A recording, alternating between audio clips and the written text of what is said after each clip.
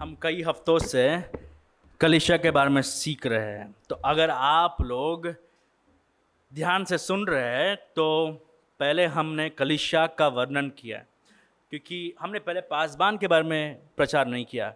क्योंकि अगर कलीसिया नहीं तो पासबान नहीं, पासबान के बिना कलीसिया चल सकता है। क्यों? क्योंकि आप अगर तीतुस का पुस्तक पढ़ते हो तो ऐसे कई सारे कलीसिया थे जहाँ पर पासबान नहीं थे। इसीलिए पौलुस ने तीतुस को भेजा, जाकर वहाँ पर पासबानों को तैयार कर और कलीसिया में उनको इंस्टॉल कर। मतलब कलीसिया चल रहा था लेकिन पासबान नहीं थे। तो मतलब कलीसिया पासबान के बिना चल सकता है, राइट? तो पहले हम कलीसिया के बारे में सीखें, उसका परिभाषा देखें, क्योंकि कलीसिया को समझना बहुत ही महत्वपूर्ण है। उसके बाद हमने सदस्यता के बारे में सीखा, हमने बपतिस्मा के बारे में सीखा, सदस्यता के बारे में सीखा, हमने प्रभु भोज के बारे में सीखा। आज और अगले हफ्ते हम पासबानों के बारे में सीखने वाले हैं, राइट? ये दो भागी प्रचार है। उसके बाद हम लोग सेवक या फिर डीकन के बारे में सीखने वाले हैं। फिर उसके बाद हम लोग कलीसिया का अनुशासन के बारे में सीखने वाले हैं।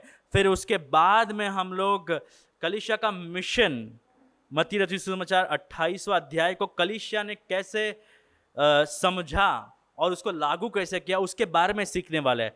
तो ये प्रचार सुनने के द्वारा हमें कलीसिया क्या है, कौन चलाता है, कैसे चलाना चाहिए, ये समझ में आएगा कि हमें एक नया कलीसिया है। हम एक ब्रांच कलीसिया नहीं, हम ये एक नया कलीसिया है, नया परिवार है। तो ये प्रचार के द्वारा प्रभु हमारे कलीसिया को वचन में दृढ़ करे। जैसे पहले तीमुथियुस 3 अध्याय 1 से 7 तक पढ़ा गया। आज हमारा प्रचार यहाँ से होगा। आज का मुख्य विचार यह है कि विश्वासियों को कलीसिया की सेवा करने के लिए उच्च चरित्र, मजबूत नेतृत्व क्षमताओं, क्रिस्ती जीवन के कुछ अनुभव और अच्छी गवाही वाले पुरुषों को चुनने का प्रयास करना चाहिए। हर एक शब्द सोच समझ कर डाला दिया गया है, ठीक है? Every word is purposefully packed here. विश्वासियों को कलीसिया की सेवा करने के लिए, मतलब खुद का राज्य जो बनाता है उनके लिए नहीं, कलीसिया की सेवा करने के लिए उच्च चरित्र, मजबूत नेतृत्व क्षमताओं, क्रिस्ती जीवन के कुछ अनुभव और अच्छी गवाही वाले पुरुषों और स्त्री नहीं, केवल पुरुष को चुनने का प्रयास करना चाहिए। संदर्भ ऐसा है ये अध्याय का कि पौलुस ने अपने मिशनरी जर्नीस में ये कलीसिया का आरंभ किया था। लेकिन ये कलीसिया में कई ऐसे लीडर आ गए, कई ऐसे अगुवे आ गए जो सुसमाचार का गलत अनुवाद कर रहे, सुसमाचार का गलत प्रचार कर रहे। मतलब ये लोग फॉल्स टीचर से, गलत शिक्षक है। तो एक पहला वो कारण है। दूसरा कारण ये है कि ये कलीसिया जो है वो गलत सिद्धांतों को सुन रहा था। मतलब ऊपर से ही प्रॉब्लम ये कलीसिया में आ गया। ऐसे अगुवे हैं ये कलीसिया में जो लोग बाहर के लोगों के बीच में ऐसे जीवन जी रहे कि बाहर के लोग देख कर कह रहे, ये काय का कलीसिया, ये काय का पासबान, ये काय के लीडर पाप कर रहे हैं, राइट? पैसे के लोभी है, राइट? घमंडी है, झगड़ा कर रहे हैं। तो पौलुस तिमोथी को कहता है कि जैसे मैं आपको लिख रहा हूं, और तिमोथी एफेसस में है, राइट? और ये चिट्ठी लिखते हुए कलीसिया को कैसे चलाना चाहिए वो समझाता है। अगर आपने गौर से पढ़ा ये चिट्ठी तो 2 अध्याय में 11 से 15 तक वो ये कहता है कि स्त्रियों को पासबान नहीं बनना चाहिए। क्यों? क्योंकि ये इसलिए नहीं क्योंकि स्त्री लोग परमेश्वर के स्वरूप में नहीं बनाए गए, नहीं, पुरुष और स्त्री दोनों भी परमेश्वर के स्वरूप में बनाए गए हैं। लेकिन उनका जो परमेश्वर का जो इच्छा है पुरुष के लिए अलग है, स्त्री के लिए अलग है। जब बगीचे में आदम को रखा था तो आदम को परमेश्वर ने ये कहा कि स्त्री को संभालना है, स्त्री को ये नहीं कहा कि आदम को संभालना है। तो पाप आने से पहले ही जब उत्पत्ति हुआ है, उस समय से ही पुरुषों को लीडरशिप का कई स्किल्स दिया परमेश्वर ने, या फिर पुरुषों को आगे चलाने के लिए वो ओहदा दिया है, या फिर वो जिम्मेदारी दिया है। तो ये जो है पाप का असर नहीं है। कई लोग समझते हैं ये पाप का असर है, नहीं, ये उत्पत्ति का डिजाइन है। This is the creation order. अब दूसरा मुद्दा ये है कि पाप किसके वजह से आया? आदम ने खाया, लेकिन किसने खिलाया आदम को? हव्वा। तो ये दूसरा कारण है। और तीसरा कारण ये है कि पुराने नियम में या नया नियम में ऐसे कोई भी आप पद नहीं देख सकते जहाँ पर लीडरशिप का रोल है और वापस स्त्री लोग कर रहे हैं। अब इससे हम ये निष्कर्ष नहीं निकाल सकते कि हम ये नहीं मानते कि स्त्रियों को कोई सेवकाई नहीं करना चाहिए। आप देख रहे हैं कई बहन लोग गाना गाते, कई बहन लोग पीपीटी बनाते। एक बहन जो है वो वचन पढ़ के चली गई यहाँ से, राइट? तो आप देख रहे हैं स्त्री लोग जो है वो सेवकाई कर रहे हैं। मतलब सेवकाई सब करते हैं, लेकिन जो लीडरशिप रोल है वो केवल पुरुष को दिया जाता है। तो अगर आप सोच रहे हैं कि तीसरे अध्याय में स्त्रियों के बारे में क्यों नहीं लिखा है, क्योंकि दूसरे अध्याय में वो उसने ऑलरेडी बताया, पौलुस ने, कि स्त्रियों को मैं ये नहीं चाहता हूँ, मैं ये परमिशन नहीं देता हूँ कि स्त्रियों को वचन बांटने का। क्या इसका मतलब ये है कि स्त्री लोग वचन नहीं बांट सकते? नहीं, आप लोग लेडीज मीटिंग में, स्त्रियों की सेवकाई में आप लोग वचन बांट सकते, लेकिन क्योंकि ये प्रभु का डिजाइन है, प्रथा है, ये प्रभु का इच्छा है, ये प्रभु का आज्ञा है, इसलिए हम ये मानते कि अगुवे कौन है और उनकी योग्यताएं क्या है, ये केवल पुरुषों के बारे में है। ये केवल पुरुषों के बारे में है। और हम ये देखते हैं नया नियम में ऐसे कोई भी स्त्री नहीं है जो पासबान थी। तो हम लोग उस कलीसिया से दूर रहते हैं। इनफैक्ट जो कलीसिया का पासबान स्त्री है वो कलीसिया नहीं है। फिर से दोहराता हूं, जो कलीसिया का पासबान कोट अनकोट स्त्री है वो कलीसिया नहीं है। जो स्त्री लोग प्रचार कर रहे हैं जहां पर पुरुष शामिल है, वो प्रचार एक्चुअली बाइबल के विरुद्ध है। प्रचार तो छोड़ ही दीजिए, वहां पर खड़ा होना ही बाइबल के विरुद्ध है। वो क्या प्रचार करिए, हमें सुनने की जरूरत ही नहीं है, क्योंकि आप पुलपिट में ही पाप कर रहे हैं और आप क्या प्रचार करने वाले हैं। तो ये है पहला तीमुथियुस 3 अध्याय का संदर्भ कि केवल पुरुषों को पासबानी के लिए चुना गया। तो आपके मन में कई चित्र है, राइट? मैं ये जब सिखाता हूँ, ये शब्द जो है यूनानी भाषा सिखाता हूँ बाइबल कॉलेज में, तो बार बार पूछता हूँ मैं कि जब आप पास्टर सुनते हैं शब्द, तो आपके मन में क्या आता है? क्या आपके मन में यह आता है कि एक व्यक्ति कोट पहन के, टाई पहन के, सूट पहन के कुर्सी पे बैठा और सब उसकी आराधना कर रही है? ये हमें आता होगा, लेकिन नया नियम में लोगों के मन में क्या आता है पता है? एक चरवाहा जो गंदे कपड़े पहना है, लाठी लेके अपने भेड़ों को खाना देने के लिए लेके जा रहा है। क्योंकि इस्राएल का जो राष्ट्र है, एक जगह पे खाना नहीं मिलता है, पहाड़ पार करना पड़ता है, गहराई में जाना पड़ता है, टनल्स बोलते हैं उसमें जाना पड़ता है, राइट?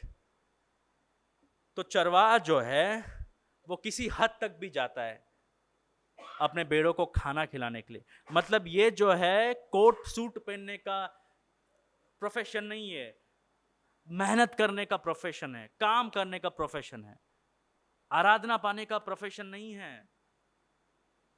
ये जो है टाइटल का प्रोफेशन नहीं है।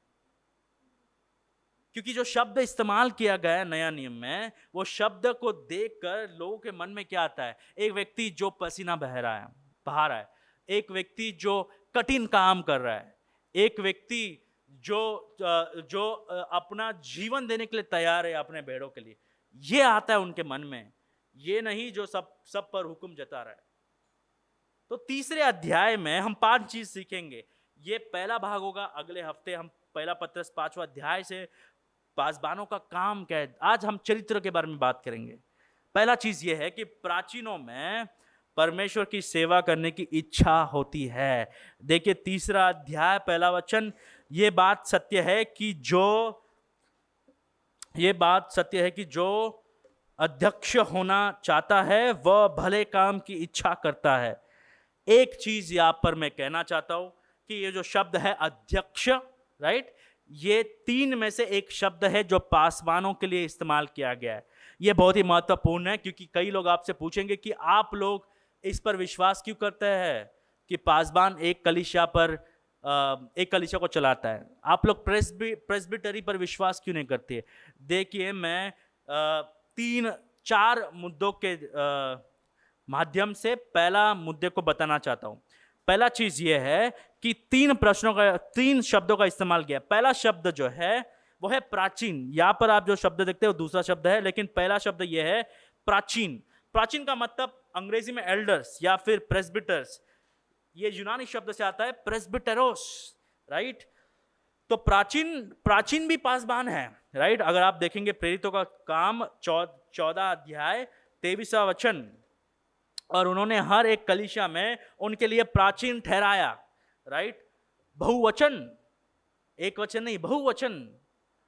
गौर कीजिए हर बार ये जो शब्द का इस्तेमाल किया गया प्राचीन, प्राचीनों, पासबानों, राइट, हर संदर्भ में बहुवचन का इस्तेमाल किया गया। प्लुरैलिटी मतलब ये एक व्यक्ति नहीं है जो जैसे कि लीडर है, एम्परर है जो कलीसिया को चलाता है, नहीं, ये कई भाई है जो साथ में आके कलीसिया को चलाते हैं। तो पहला शब्द है प्राचीन, और ये आप प्रेरितों का काम 20वां अध्याय 17 वचन में देख सकते हैं। पहला तीमुथियुस 5वां अध्याय 17 वचन में देख सकते हैं।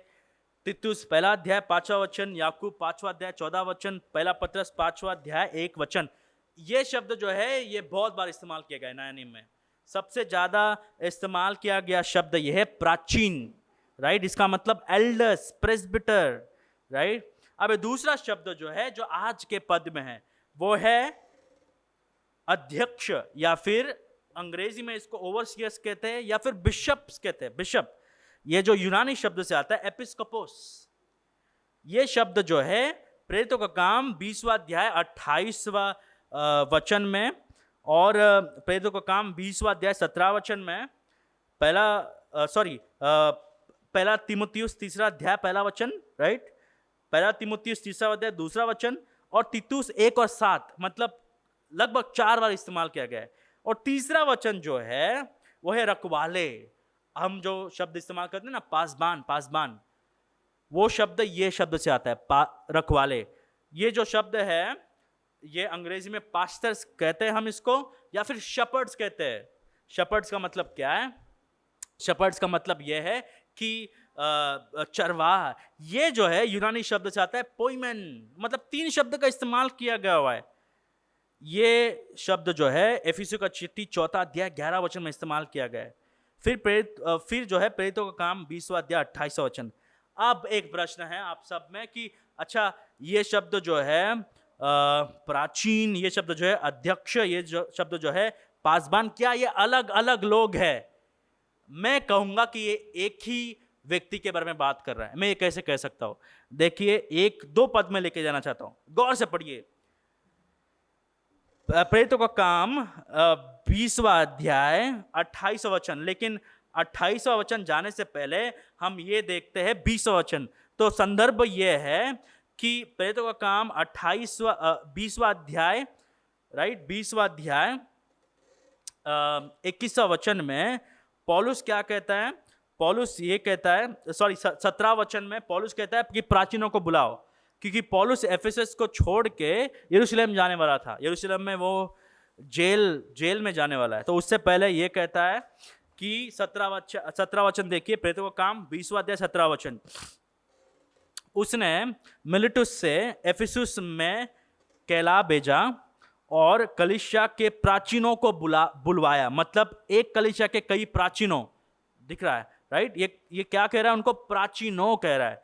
अब देखिए वही संदर्भ में उनसे बात करता है, और आखिर में ये कहता है वो 28वां वचन देखिए, 20वां अध्याय 28वां वचन।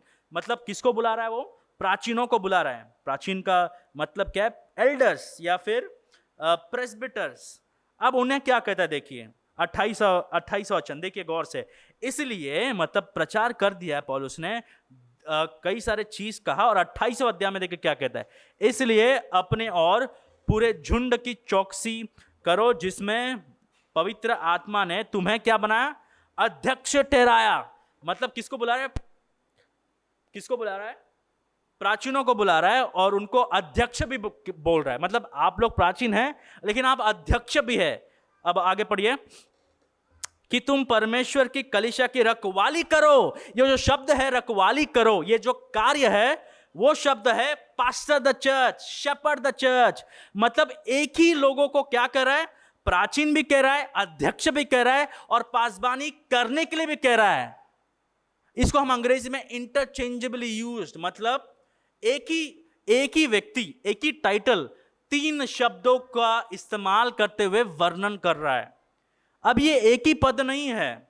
देखिए पहला पत्रस 5वां अध्याय और दूसरा वचन देखिए, पहला पत्रस 5वां अध्याय, तुम में से जो प्राचीन है, राइट, तुम में से जो प्राचीन है, मैं उनके समान प्राचीन और मसीह के दुखों का गवाह और प्रकट होने वाला महिमा में सहभागी होकर उन्हें यह समझाता हूं कि परमेश्वर के इस झुंड की जो तुम्हारे बीच में है रखवाली करो। फिर से वो शब्द पास्टर, शेपर्ड द चर्च। तो मतलब प्राचीनों को पास्टरिंग करने के लिए कह रहा है। तो इससे हमने क्या अनुवाद निकाला, इससे हमने ये अनुवाद निकाला कि तीनों शीर्षक एक ही व्यक्ति को संदर्भित करता है। All 3 titles refer to the same person.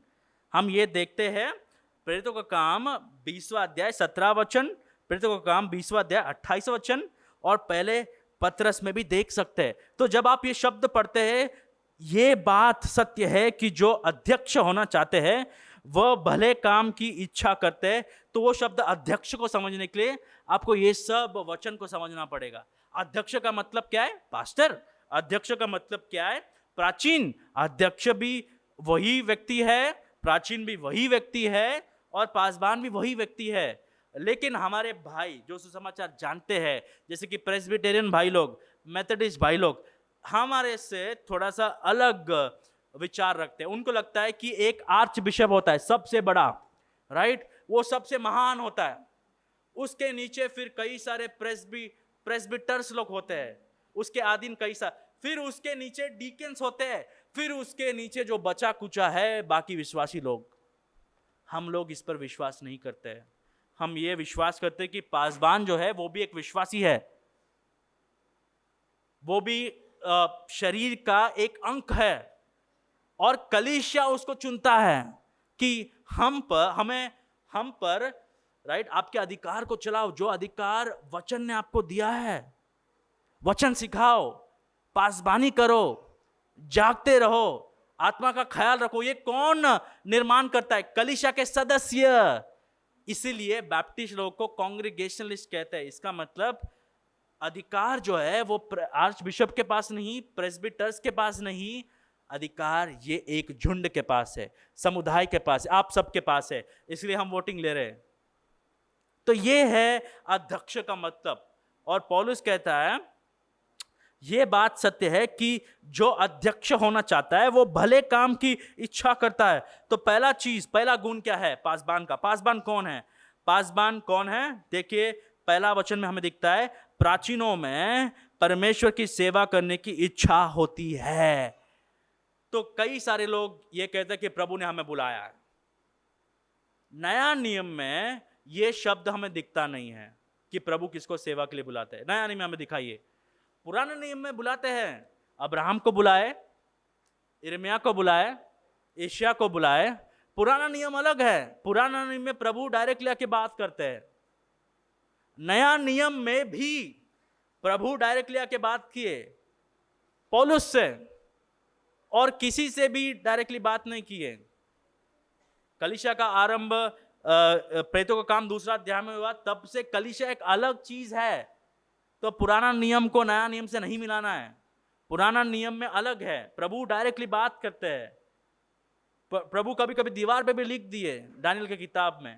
तो आज जो है प्रभु का वचन बात करता है, प्रभु जो बात कर रहे हैं वो लिखा गया है हमारे लिए, और जब भी प्रभु बात करते हैं या फिर उसका वचन बात करता है वो एक ही है। तो फिर हमें कैसे पता चलेगा कि कौन पासबान है?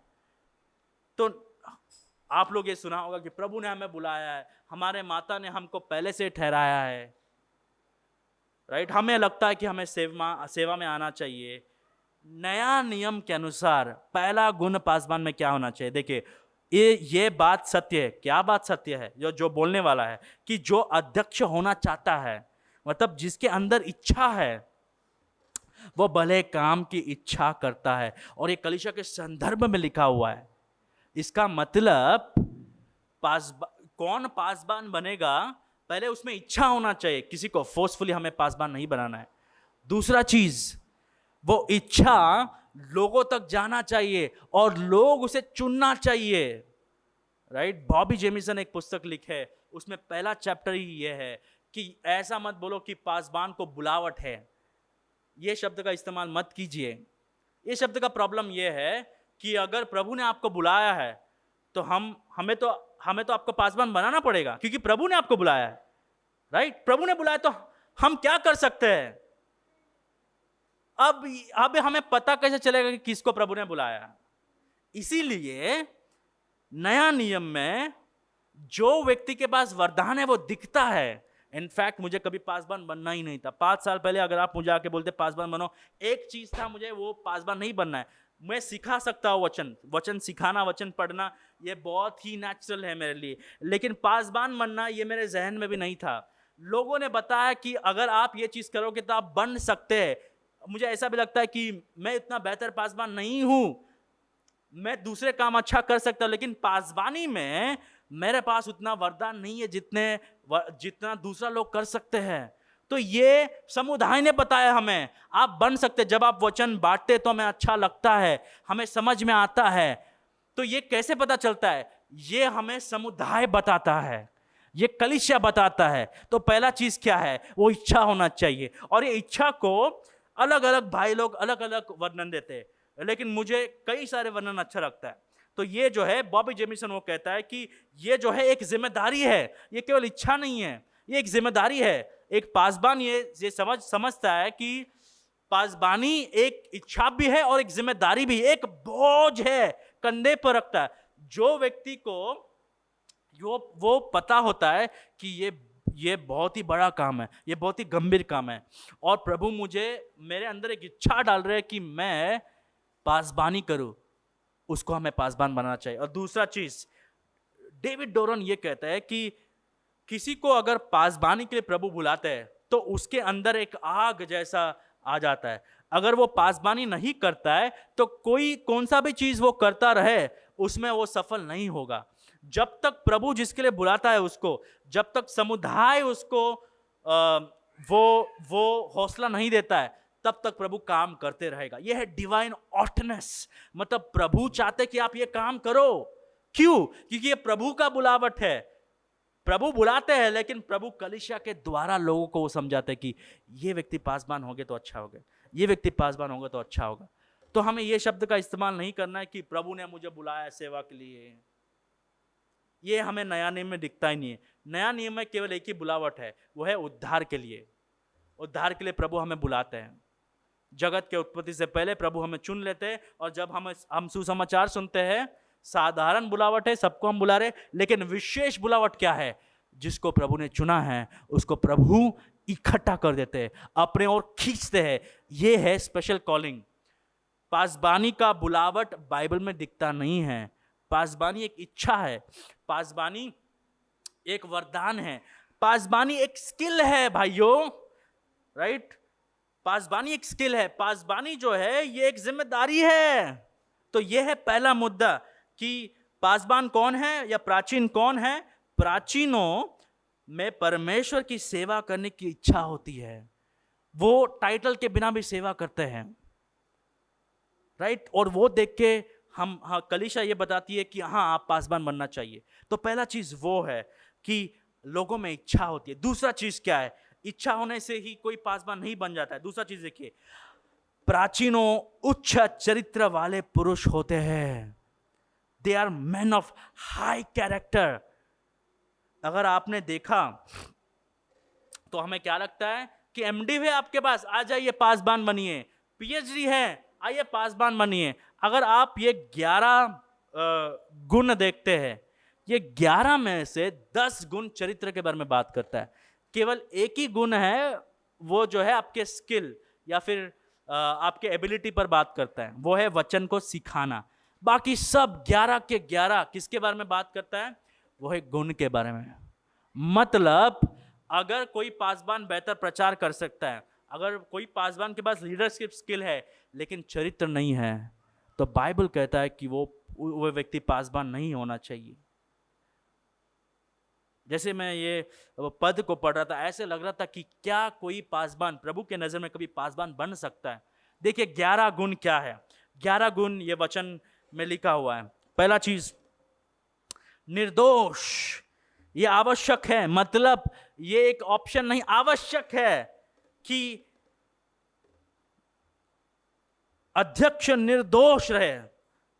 तो मुझे ऐसा लगता है कि ये जो गुण है, ये सभी गुणों को समझाता है, राइट? ये सबसे बड़ा गुण है। मतलब निर्दोष का मतलब क्या है? इसका मतलब ये नहीं कि कभी कोई आप पर दोष नहीं आएगा, दोष आएगा, लेकिन कोई दोष आप पर टिकना नहीं चाहिए, राइट? ये ऐसे होता है, राइट? मैं बहुत बार ये उदाहरण देता हूं कि जब बच्चे लोग, राइट, दिवाली में वो गन्स लेते हैं, उनके पास बुलेट्स होता है, बराबर? वो बुलेट्स में गम होता है, जैसे वो मारते हैं तो दीवार पर चिपक जाता है, राइट? अगर उसमें गन नहीं है, अगर उसमें कुछ चिपकने वाला चीज नहीं है, तो वो नीचे चला जाता है। लोग पासबान के प्रति बोलेंगे, लेकिन अगर दोष जो है वो चिपक जाता है, दोष अगर सही है, तो पासबान निर्दोष नहीं है। लेकिन बाइबल कहता है कि कोई दोष भी आप पर टिकना नहीं चाहिए। दोष तो आएंगे, झूठे दोष आप पर आएंगे, लेकिन कोई भी दोष सच्चा नहीं होना चाहिए और वो आप पर टिकना नहीं चाहिए। तो पहला गुण वो है कि अगर कोई दोष पासबान पर टिकता है, वो पासबान नहीं रह सकता, राइट? पहला क्वालिफिकेशन। दूसरा क्वालिफिकेशन ये है कि एक ही पत्नी का पति। अब कई सारे लोग ये बाइबल हिंदी में पढ़ते हैं और अंग्रेजी में पढ़ते हैं, और उनको लगता है कि पासबान का शादी होना ही चाहिए, या फिर एक बार पासबान का शादी हो चुका है, अगर बीवी मर गई तो पासबान कभी नहीं बन सकता है। या फिर कोई व्यक्ति डिवोर्स हो चुका है, कुछ सही बाइबल के सही कारण के वजह से, वो पासबान कभी पासबान नहीं बन सकता। लेकिन यूनानी भाषा में इसका मतलब ये है कि एक स्त्री व्यक्ति होना चाहिए, वन वुमेन मैन। इसका मतलब ये है, ये बेहतर होगा अगर पासबान का शादी हो, और जब शादी हो उनके हृदय में, उनका जहन में एक ही स्त्री होना चाहिए। अगर कई सारे लोग ये देखेंगे कि अच्छा एक ही पत्नी का पति, अच्छा हमने एक ही बार शादी किया लेकिन हमारा व्यवहार बहुत सारे स्त्रियों के साथ है, तो व्यक्ति कह सकता है अरे बाइबल के अनुसार हम तो पासबान रह सकते हैं। लेकिन ये और गहरा है भाइयों और बहनों, और गहरा है। ये गुण क्या है कि उनका संबंध जहन में, कार्यों में, आदत में केवल एक ही स्त्री के साथ होना चाहिए। That is the point. मतलब वन वुमेन मैन। जो व्यक्ति का शादी नहीं हुआ वो पासबान रह सकता है, बन सकता है, लेकिन ये बेहतर होगा अगर उसका शादी हो। अगर उसका शादी हो गया तो उसका जो पवित्रता है वो एक ही स्त्री का साथ रहना चाहिए, उसका संबंध एक ही स्त्री के साथ रहना चाहिए। कई सारे लोग शारीरिक संबंध नहीं रखते लेकिन मानसिक रीति से कई स्त्रियों के साथ जुड़े होते हैं, वो बाइबल के अनुसार गलत है। अगर कोई भी व्यक्ति, कोई भी पुरुष का रिश्ता, नाता कोई भी स्त्री के साथ कोई भी रूप से है अपने बीवी के अलावा, वो पासबानी से हटा देना चाहिए, या मैं हूं या कौन भी हो। यह दूसरा गुण। तो ये केवल यही नहीं कह रहा है कि उसका शादी होना चाहिए, एक ही शादी होना चाहिए, ये और गहरा है। ये कह रहा है कि उसका पवित्रता इतना होना चाहिए कि दूसरे स्त्री के बारे में गलत रीति से सोचना भी नहीं चाहिए। It's a one women man. क्यों? क्योंकि जो व्यक्ति दूसरे स्त्रियों के बारे में सोच सकता है वो कलीसिया में दूसरे स्त्रियों के साथ गलत रिश्ता रख भी सकता है।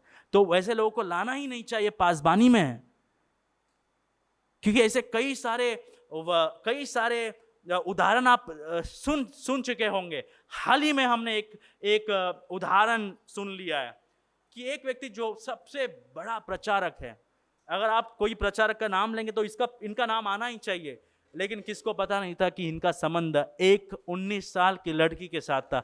इनका उम्र 70 साल है, किसी को पता नहीं, व्यभिचार नहीं हुआ है लेकिन संबंध है। तुरंत ही पासबानी से हटा दिया गया। क्यों? और ये उतना ही नहीं, ये व्यक्ति और ऐसे कई सारे पासबान लोग पासबान हैं लेकिन 30 से 22 या फिर 25 हफ्ते कलीसिया से बाहर रहते हैं। एक पासबान को अपने कलीसिया के साथ जुड़े रहना है, नहीं तो वो पाप में गिर जाएगा। तीसरा गुण क्या है? तीसरा गुण यह है कि संयमी, टेम्परेट। संयमी का मतलब यह है कि झगड़ालू ना हो, बातों में बातों में सेल्फ कंट्रोल हो, आत्मनियंत्रण। फिर चौथा है सुशील, सेल्फ कंट्रोल। एक ऐसा लीडर के बारे में बात करता है जो अनस्टेबल नहीं है, जो चंचल नहीं है, उनको पता है कि क्या कर रहा है, दृढ़ है।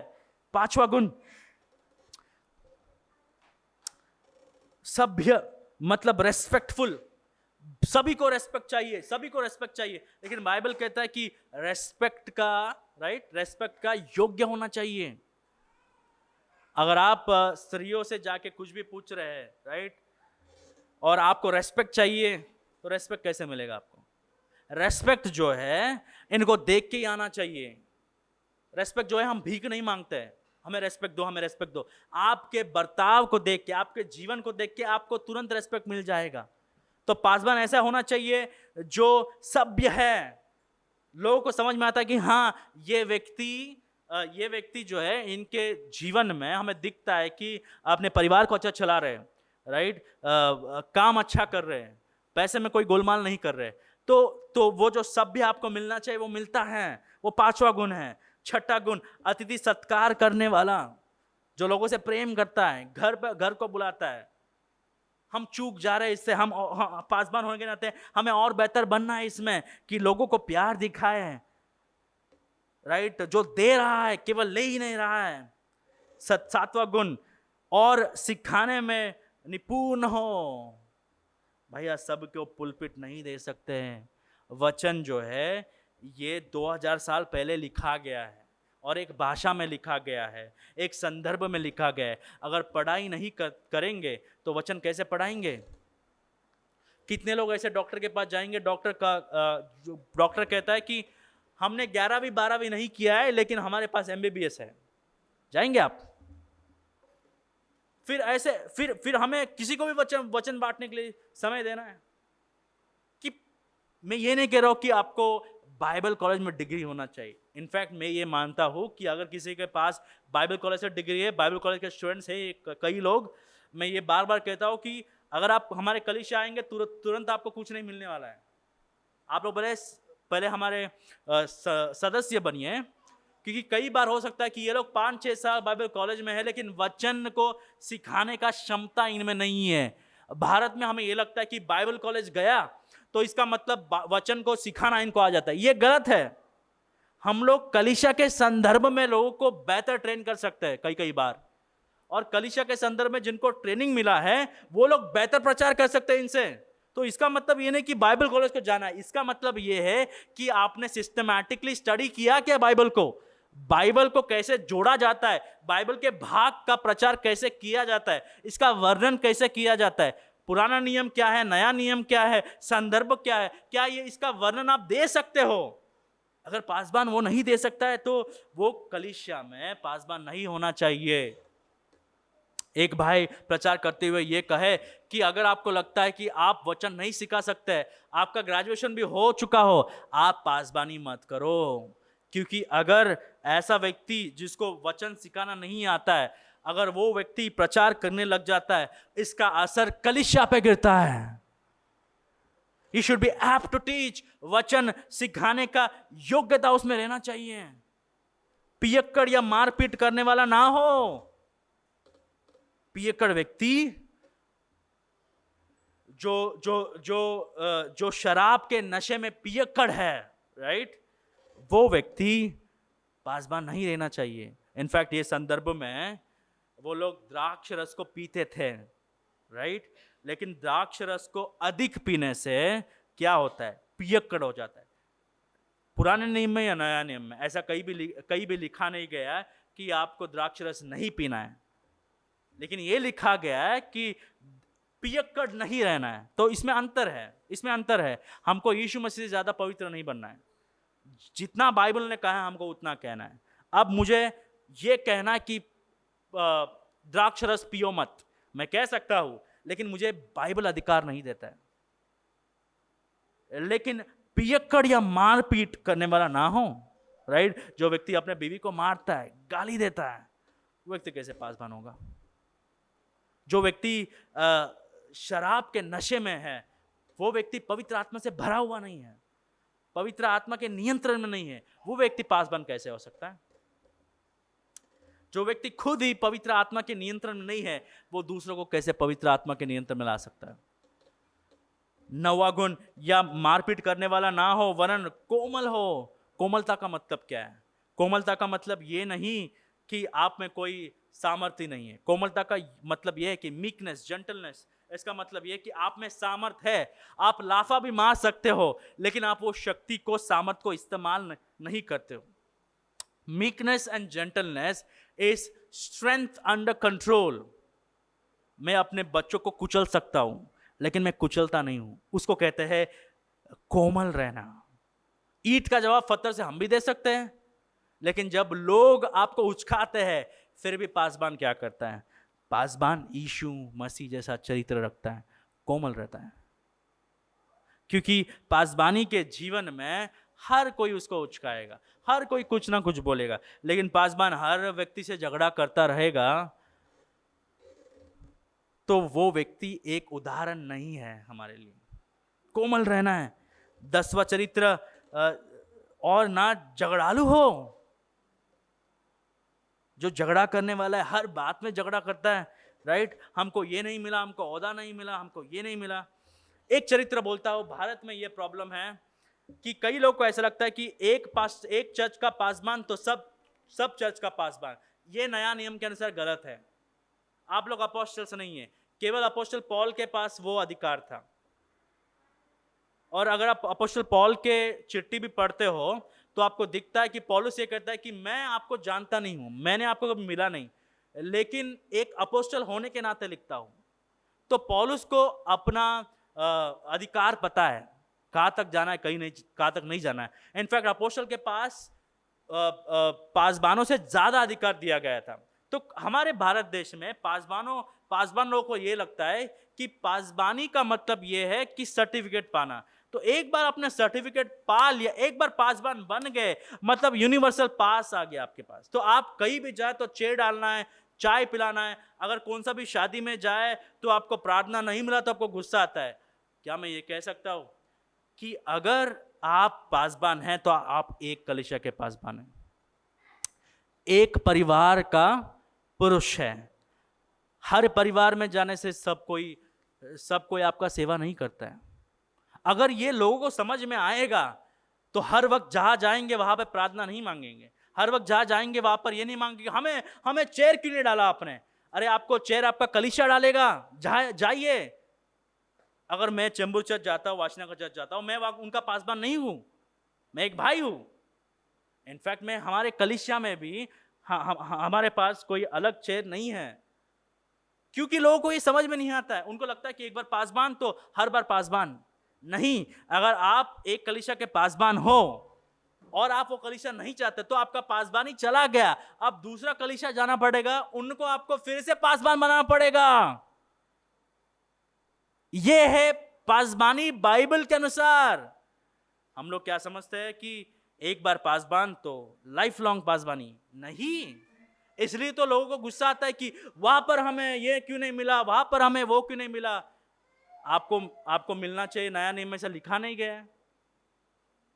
अगर ये हम समझ पाएंगे तो हमें समझ में आएगा कि पासबान जो है उनके बिना कलीसिया चल सकता है। पासबान पासबान इसलिए क्योंकि वो कलीसिया है, कलीसिया पासबान के वजह से नहीं है। झगड़ालू क्यों है? एक शादी में हम गए थे तो आगे गाना चल रहा है, पीछे पासबान कुर्सी उठा के फेंक रहा है। क्यों? क्योंकि उनको स्टेज पे नहीं बुलाया। क्यों? अभी वो शादी है, किसी और का शादी है। महत्वपूर्ण लोग वो है, पुरुष और स्त्री। यहां पे दूसरों को ओहदा नहीं मिला, इसके लिए वो लोग रो रहे हैं। क्यों? क्योंकि झगड़ालू है। आखिरी गुण और सबसे बड़ा गुण, और ना धन का लोभी हो।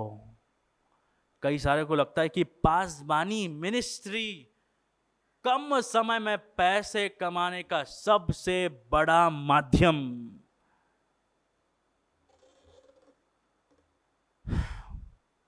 परमेश्वर का वचन कहता है कि पासबान धन का लोभी नहीं होना चाहिए। इनफैक्ट पासबान का जीवन देख के आपको पता चलना चाहिए कि सबसे हार्ड वर्किंग व्यक्ति हमारे कलीसिया में यह है, सबसे ज्यादा काम करने वाला व्यक्ति यह है। Pastor should be the hardest worker in the church.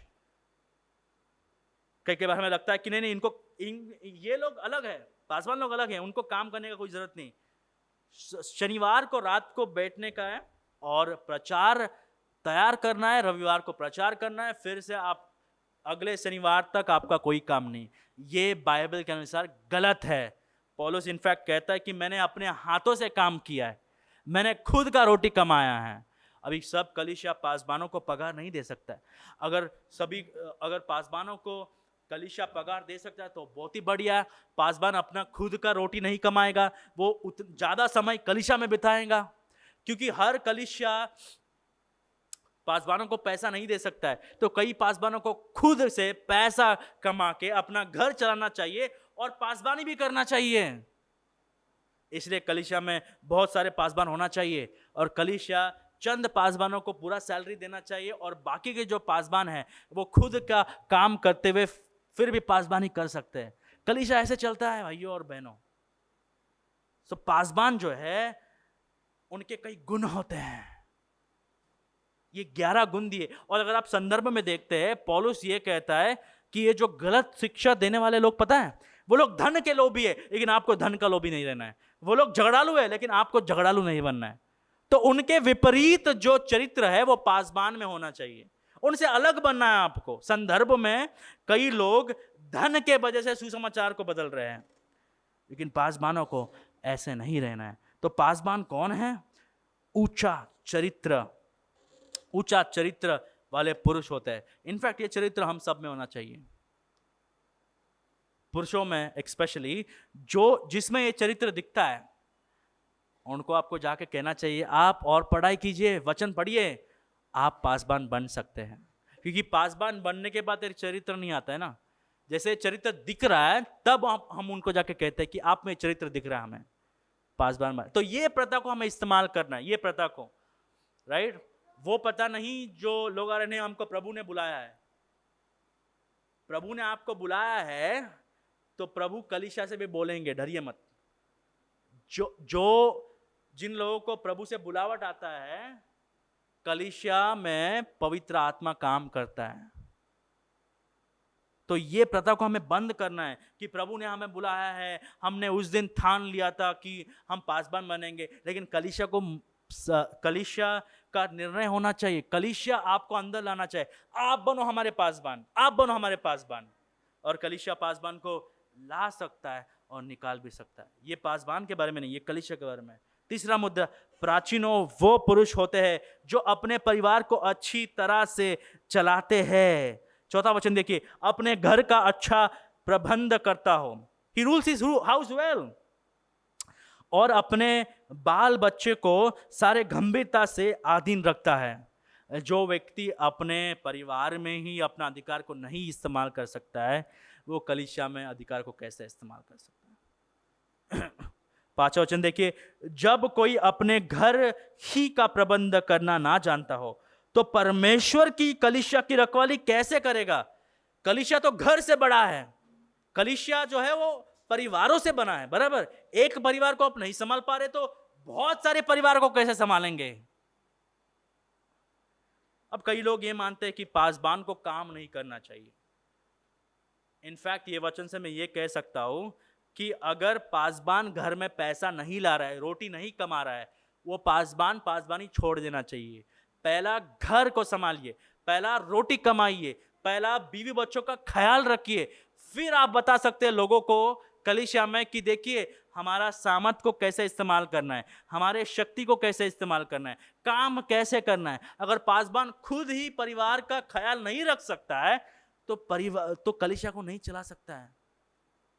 तो ये जो होता है ना कि सेवकाई में आना और काम करना, सेवकाई पवित्र, काम करना अपवित्र, ये मॉडल बिब्लिकल नहीं है। इनफैक्ट फिर से मैं कहता हूं, हर एक कलीसिया पासबानों को पैसा नहीं दे सकता है। अगर हो सकता है पासबान को सैलरी मिले तब पासबान को और कोई काम करने की जरूरत नहीं। आपका समय, आपका ज्ञान, आपका पूरा ताकत कलीसिया में डाल दीजिए। अगर कलीसिया के पास उतना सामर्थ्य नहीं है, उतना ओहदा नहीं है, पासबान काम करना चाहिए। काम करते हुए अपना खुद का रोटी कमाना चाहिए, बीवी बच्चों का ख्याल रखना चाहिए। जो व्यक्ति अपने परिवार का ख्याल नहीं रखता है, जो व्यक्ति घर को नहीं संभाल सकता है, वो व्यक्ति कलीसिया को कैसे संभालेगा? तो तीसरा मुद्दा यह, प्राचीन वो पुरुष होते हैं जो अपने परिवार को अच्छी तरह से चलाते हैं। चौथा मुद्दा यह है, प्राचीन नए शिष्य नहीं हैं। देखिए 6वां वचन, फिर यह कि नया चेला ना हो, ऐसे ना हो कि अभिमानी करके शैतान का सा दंड पाए। शैतान क्यों गिर गया? लूसीफर घमंड के वजह से गिर गया। तो जो लोग क्रिस्ती जीवन में नए हैं उनको पासबानी नहीं देना चाहिए, क्योंकि पासबानी एक ऐसा ओहदा है, इट्स अ पैराडॉक्स, विरोधाभास है। एक तो आप एक चेले भी हो और आप दोनों हो, आप चरवा भी हो, आप मेमना भी हो। तो ये दोनों को समझना बहुत ही मुश्किल है। पिछले बार कब सुना आपने पासबान प्रार्थना रिक्वेस्ट दे रहा है कि मेरे आत्मिक जीवन के बारे में प्रार्थना कीजिए, मुझे बढ़ना है? कभी सुना आपने? क्योंकि ये ऑटोमेटिकली हमारे जहन में आ जाता है, पासबान तो मतलब वो बढ़ रहा है। आप लोग कैसे बढ़ रहे हैं वैसे पासबान बढ़ता है, बाइबल पढ़ने से, प्रार्थना करने से। कई लोग आत्मिक जीवन में इसलिए गिर जाते हैं क्योंकि सेवकाई करने में व्यस्त है। प्रभु कभी भी अपने आत्मिक जीवन को नाश करते हुए सेवकाई में आने के लिए किसी को नहीं बुलाते हैं। पहले अपने आत्मिक जीवन के बारे में सोचिए, फिर आप सेवा में आ जाइए। जो व्यक्ति खुद के आत्मा को संभाले नहीं रख रहा है, वो व्यक्ति सेवा नहीं करना चाहिए। इट्स अ पैराडॉक्स, विरोधाभास है। वो शिष्य है, शिष्य को बढ़ना है। जितना अनुग्रह आपको जरूरत है, पासबान को भी उतना अनुग्रह की जरूरत है। इसलिए पौलुस तीमुथियुस को 2 तीमुथियुस का चिट्ठी 2 अध्याय 1 वचन में लिखता है कि अनुग्रह के वजह से बढ़िए। तीमुथि को बोल रहा है आप बढ़ो। नया शिष्य नहीं होना चाहिए, परिपक्व होना चाहिए। आपको जितना अनुग्रह की जरूरत है, पासबान को भी उतना अनुग्रह की जरूरत है। आखिरी चीज यह है, 7वां वचन, और बाहर वालों में भी उसका सुनाम हो, ऐसा ना हो कि निंदित होकर शैतान के फांदे में फंस जाए। प्राचीनों वे पुरुष होते हैं जिनकी बाहरी लोगों के बीच अच्छी प्रतिष्ठितता होती है, अच्छा गवाही होती है। लोग उनको देख के ये कह सकते कि ये भाई जो है ये अच्छे हैं, ये प्रभु को जानते हैं, ये लोभी नहीं है, ये पैसे में कोई गोलमाल नहीं करते। कोई चोरी में फंसे नहीं गए, कोई इनके ऊपर केस नहीं है, राइट? कोई ये कोई लड़की के पीछे नहीं भाग रहे हैं, राइट? ये झगड़ालू नहीं है। पासबानों को देख के लगना चाहिए कि देखिए ये बाहर के लोग इनके बारे में अच्छे कहते हैं, बाहर के लोग, अगर बाहर के लोग ये कहते हैं कि ये तो बुरे शब्दों का इस्तेमाल करता है, इसको गुस्सा जल्दी आता है, क्योंकि एफिसियोस का संदर्भ में यही हो रहा था। बाहर के लोग ये कह रहे थे कि ये काहे का पासबान, उनका जीवन जो है अपवित्रता में चल रहा था। तो पौलुस ये कहता है कि पासबानों को अच्छा चरित्र बना के रखना है। तो पासबान कौन? जो व्यक्ति सेवा करने का इच्छा बताता है। पासबान कौन? प्राचीनों वो लोग होते हैं जो उच्च चरित्र वाले पुरुष होते हैं। प्राचीन वो लोग होते हैं जो अपने परिवार को अच्छी तरह से चलाते हैं। प्राचीन वो लोग होते हैं जो नए शिष्य नहीं होते हैं, थोड़ा समय बिताया उन्होंने प्रभु के साथ। प्राचीन वो लोग होते हैं जो बाहर के लोगों के बीच अच्छा जीवन जीते हैं। ये है पासबानी और ये है पासबान के गुण। आज का सीख ये है कि कलीसिया के विकास और परमेश्वर की महिमा करने के लिए मसीह जैसे प्राचीन आवश्यक है। और आपको मुझे देख के ये लगता है कि ये कोई डॉन है, थग है, तो हम चूक गए पासबान होने के नाते। हमें ऐसा व्यक्ति बनना है जो कोमल है। हम नहीं है कोमल, हमें कोमल बनना है पासबान होने के नाते। हमें नम्र बनना है, पैसे में वफादारी दिखाना है, समय में वफादारी दिखाना है। जब ये चीज़ मेरे में दिखता है, मुझ में दिखता है, तब वो कलीसिया का बढ़ोतरी के लिए अच्छा है, प्रभु के महिमा के लिए बहुत ही आवश्यक है। तो आपके पासबानों के लिए प्रार्थना कीजिए। पासबान कोई भी पाप में नहीं गिरे, पाप से लड़े, पवित्र जीवन जिए। ये कलीसिया की प्रार्थना की सख्त ज़रूरत है। अगर हमारे कलीसिया को बढ़ना है तो और पासबानों के लिए हम प्रार्थना करेंगे।